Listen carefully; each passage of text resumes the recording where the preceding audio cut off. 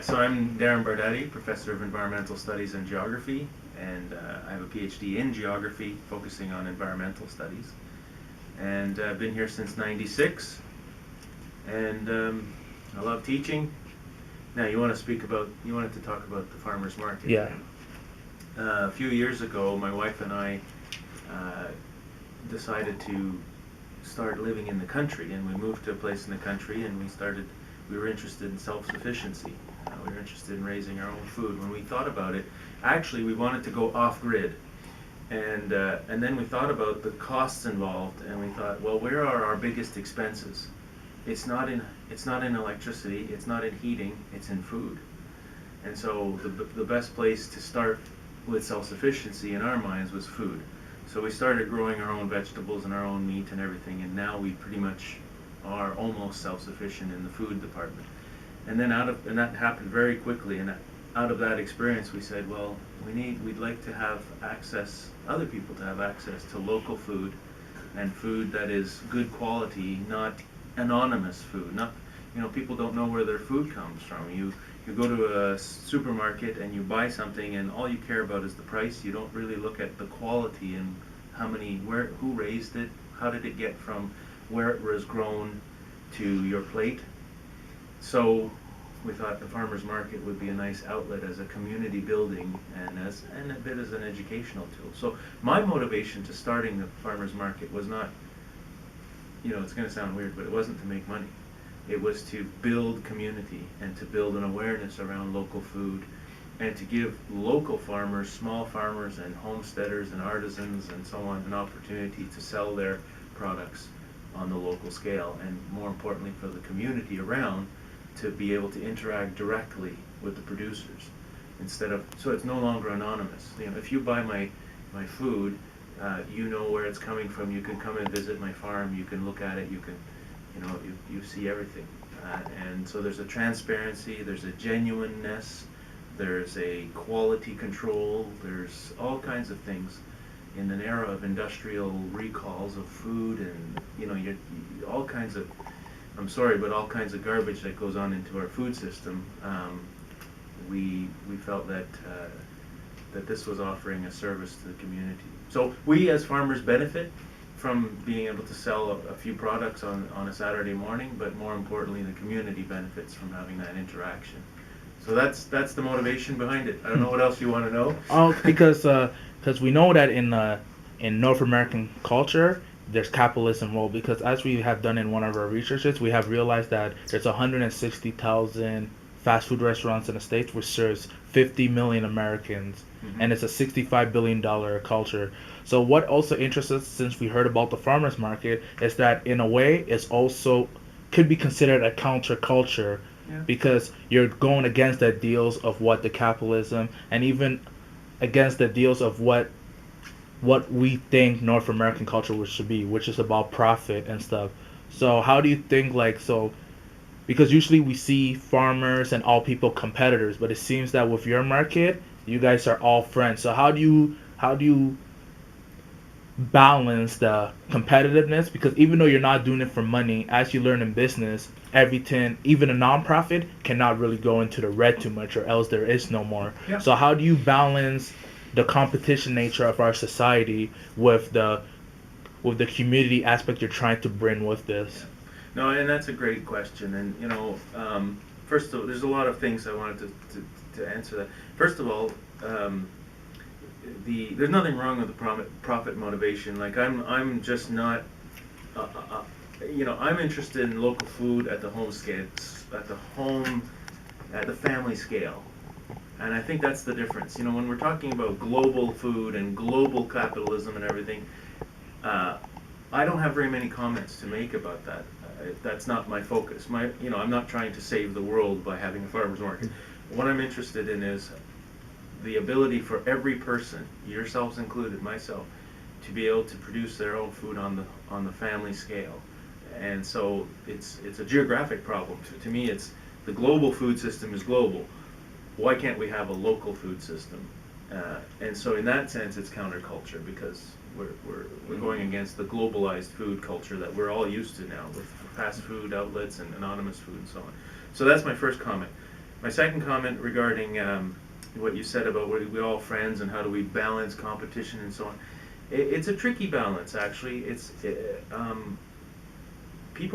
farmers themselves have to make a bit of a profit, or else, we're not, it's a non-profit organization, so the organization is not really supposed to make money, but each individual person, each individual vendor, what would be the motivation if they're not gonna get at least cost recovery?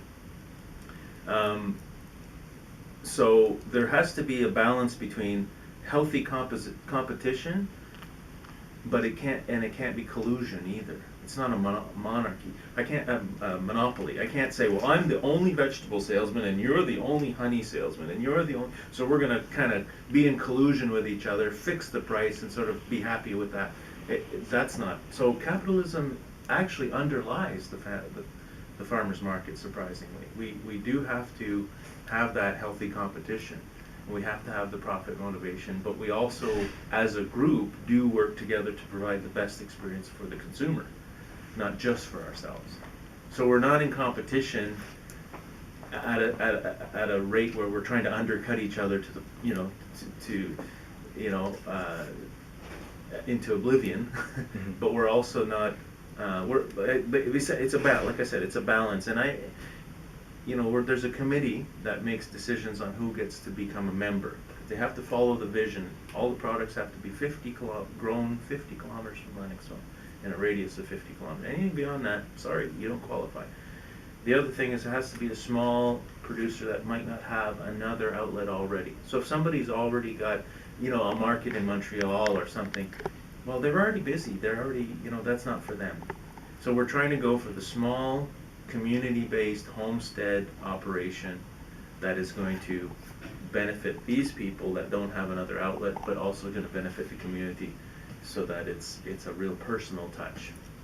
Nice. I hope that answers your question. Yeah, and I guess one big other question, because in our psych of nutrition class, there's a lot of theories right now going around with food additives, and as you're part of the environmental studies and geography program, so I know you know about the risk of pesticides, soil erosion, water runoff. Like that's typically what you indulge in. So with the concept of locally grown food, and I guess most of it is organic. Oh yeah. Most of it is organic. Do you see health benefits to like the farmers market? Like because I guess the farmers are happy, but look, because you always talk about the consumers. Do you think like this, like if there was more promotion by, let's say, government levels, provincial, do you think like this will be able to like bring up our health? Because we do have a health epidemic Sure. in related to food, it seems, but Yeah. it seems the industry doesn't want to help out. Yeah, absolutely. I mean, I'm not a health specialist, so I'm hesitating to say too much because I don't want to speak through my hat, but I do know, and my wife is actually more of an expert on the health side of things, so she would be able to tell you all the the chemical composition. She's taken nutrition courses, and she's very aware of that. I'm more or less the wheelbarrow pusher, but but the point is that yes, if people grow their own food and they are careful what kind of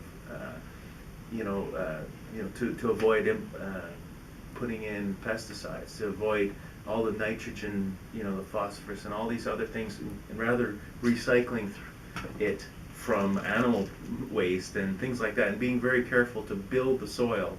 You don't need to add any extra nutrients to the products, and you certainly, we always go for the violent solution. We always, oh, there's a weed here, let's go buy a product that's going to kill it, and that's just looking at nature as this is a bad plant, and I want to kill the bad plant, so I need a bad product to kill the bad plant. It's the violent solution.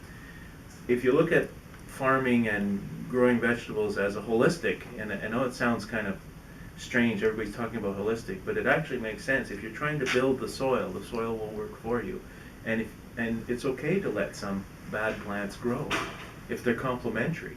If they're in competition, then you work it into the system. So you look at our garden. It's not a beautiful garden with complete pest free. We have pests, but we work with them. We have weeds, but we work with them. One of the things I do is I rip out the weeds and give them to my hens, and it converts them into eggs. So this is food. These weeds are now become food for you know, to create eggs that we eat. So that's what I mean by recycling and holistic, right? Nice. And I guess on the last one, because it seems you also being like, with how we're asking these questions, seems that you're also talking about a form of education. Like, if we probably educate ourselves better about the truth, like the weed. I didn't know that you could use the weeds to grow hens, which will make eggs. So instead of buying all these extra products, you're recycling. So Yeah. do you think like would the term recycling is being misused, or like we probably need to be educated? What are your thoughts on that Yeah. aspect? Yeah, a lot of people, I do have my pet peeves. People will sort of buy their, you know, recycled products or something, and you know, and they'll feel like they've done something for the environment, and that's a good step.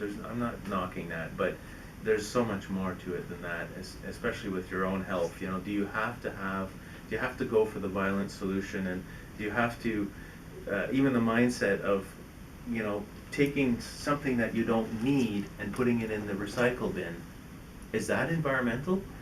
You know, rethink first, then, you know, reduce, then reuse, then recycle. Recycle is like the fourth step. The rethinking is the first one, and I think that's what, you know, my wife and I have done with the food that we're doing now. We're rethinking our whole system first, and so it's an education change, in my opinion. And I think if people, back to the health question, it's a process, you know, and you have to sort of take every step counts. You know, if people say, "Oh, I can't grow up my own vegetables. You know, I'm too busy. I can't do this. I can't do that." Every little step, one little step towards better eating is better than no step. Well, thank you very much for your time. It was very informative, and shall be used. Good. Thank. So first, I guess you can state like your name, your position in the school, like a bit of a background. Yeah. No. So yeah, you can. Hi, my name is Marie-Hélène Boulet. I teach biology in the Department of Biology. I'm a professional. I've been here for a few years, and I teach also organic gardening. Yeah. So how did you come about to teach organic gardening? Is it like a passion of yours, or? My parents taught me about gardening when I was a kid. And while I was a student, I didn't have a garden, but a few years later, while I was still a graduate student, I started to have little pots with plants on my balcony. But of course, no major big garden at all. And last summer, the prof who had started up organic gardening was not available for teaching the class, and I accepted to replace her. And I really enjoyed this class because we get to go outside and we can talk about various aspects of life and science to a broad audience.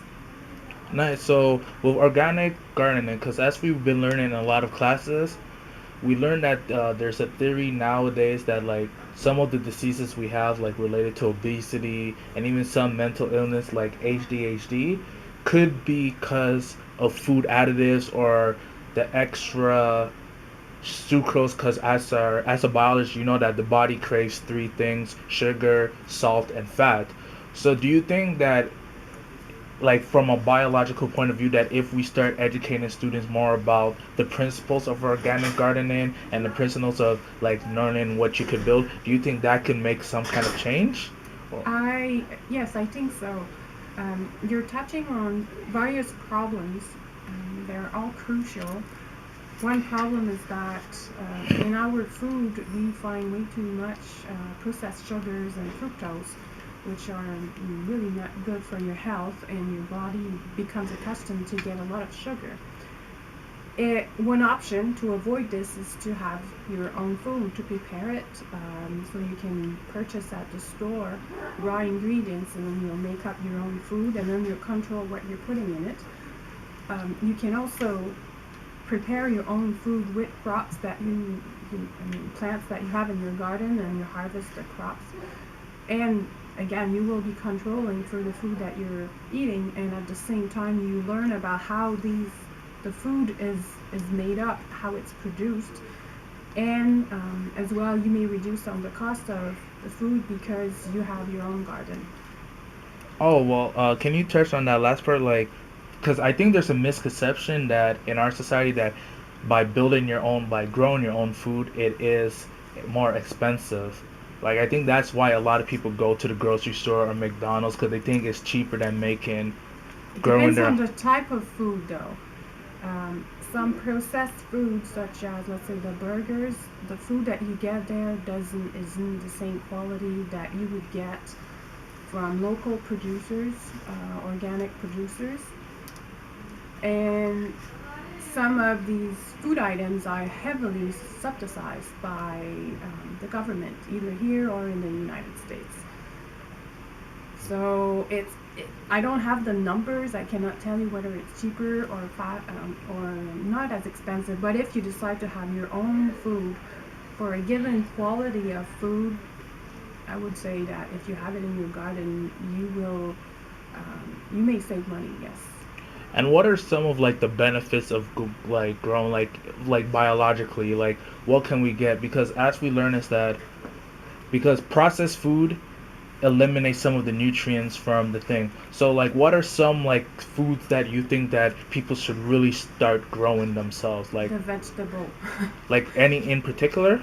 um, a diversity of vegetable, perhaps if you can, the types that you can hardly find in the grocery store are more expensive in the grocery store, and that you like, or just go with what you like, because if you like these vegetables, you'll be happy to take care of them, and you will not feel that this is a burden. Gardening is a burden. It can be quite interesting to do, an activity that you may enjoy. You're outside, you relax. A lot of people like gardening because they feel more relaxed when they do it. They think about what they're doing, they don't think about their problems. And so what are some vegetables that you like to grow personally? Tomatoes. And what are some of the benefits of tomatoes? You can hardly get a tomato that is as good as a garden tomato in the store unless you purchase it from a local producer. The tomato it is freshly picked. There's a significant difference between the two? Yes. If you purchase a tomato during the winter from a big store, it's very likely that the type that you're purchasing, the variety of the tomato, it was a variety that was developed for being shipped, be handled, and it has tough skin, so that it can be, have picked up by hand or by machine, whatever, put in a box, and if the box is shaken up, it's all right. The box will be in a truck for many days. It will not degrade too fast. The tomato may be picked up while it's not ripe, and then eventually it will arrive in the store and you purchase it, versus a locally produced tomato, a variety that was developed through the years by gardeners for taste. It's a big difference. And do you think that with your education as a biologist, do you think that this affects your thinking of when you purchase food because you actually know the effects the food has on you? Sure, but I would say it's not just because I'm a biologist. I think everybody should be aware of that. Everybody has the possibility to find the information and be educated about it. It is easy to get the education, but as we know, there's a lot of new information because like at one point they said having vitamin C can cure everything, and then they have a Yes. retro study this. So what would you say, like, since you are in the field of science, what would you say, like, if someone wants to learn more about their nutrition or more about how what is good for them, like in our society with news, like what are great sources for them to really learn about this? I would say the dietitians, a recognized association of dietitians, and information from the government as well. Health Canada, for instance. Or there might be other very good websites, but I'm Yeah. not. Perhaps associations of organic gardeners, they may provide information about food. a vegetable. There are various types. The issue is finding the good one, and Yeah. then usually sites from university and governments are quite good, or recognized associations of professionals. And would you say that when you eat a locally grown food that you're naturally happier? Would you say that, like, you personally, like, do you get like a taste of satisfaction knowing that you're eating a local food, or Yes, that's I do. Usually they will be fresher. You may get into contact with the person who actually produced the vegetables. You can have an eye contact with this person, so this person will feel the responsibility of providing you with something that is healthy and good, tastes good, and of high quality. And you can give feedback to this person as well. You also think that that's great because I'm helping the local economy, and the people in the area will have jobs and they will stay here, and the money is spent in the community. so basically you're saying that not only would it also benefit yourself, but it would also benefit the society as it brings the economic status of everyone up. And yeah, especially in areas that are far away from the big centers like Montreal, it's important that people can stay in the area and have decent job and be happy and have a good life. And is there anything else you would like to add, or? Thank you for the invitation, and I hope this is useful. Okay, thank you very much. Thanks.